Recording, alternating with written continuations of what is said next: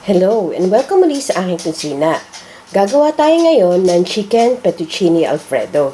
Ito ang mga sumusunod na ingredients. Boiled shredded chicken, chicken broth, grated cheese, salt and pepper, onion, garlic, butter, fettuccine noodles, single cream, and dried grated cheese. Gagamit din tayo ng oil for sauteing. Meron tayong optional ingredients na dried parsley. So, itong ating fettuccine noodles, iluto nyo na lang according sa instruction dun sa Tunawin packaging. lang. Dito sa ating cooking pot, tunawin lang natin yung ating butter.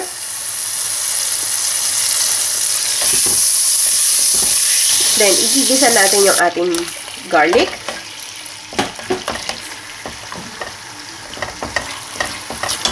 And yung ating onion. So, panambutin lang natin yung ating garlic and onion. So, malambot na yung ating garlic and onion. Ilagay na rin natin yung ating boiled shredded chicken.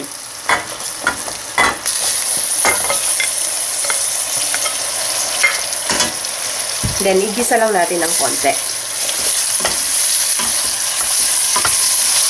So, ready na itong ating chicken. Ilagay na natin yung ating single cream. At yung ating chicken broth.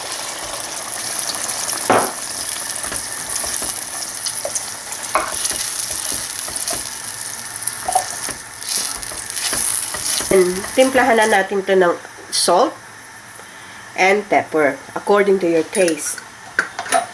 So, haluin lang natin maigi. Sama na natin yung ating dried parsley. And we'll bring this to boil. So, kumukulo na itong ating chicken. Ilagay na natin yung ating grated Parmesan cheese.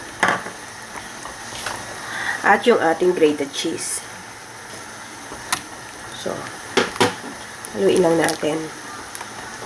So, kung medyo malabnaw yung inyong sauce, pwede kayong maglagay ng konting cornstarch. I-dissolve nyo lang sa water. So, medyo malabnaw yung ating sauce. Dadagdagan ko lang ng konting cornstarch. Dissolve nyo lang sa water. Hanggang sa maging thicken siya.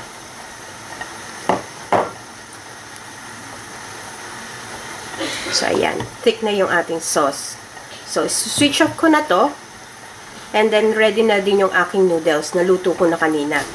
So, this is how we're going to serve our chicken fettuccine alfredo. Let's serve with garlic bread. So, sana magustuhan nyo itong recipe na ito and share it with your friends. Hanggang sa susunod kong video, magkita-kita ulit tayo. Salamat! Bye!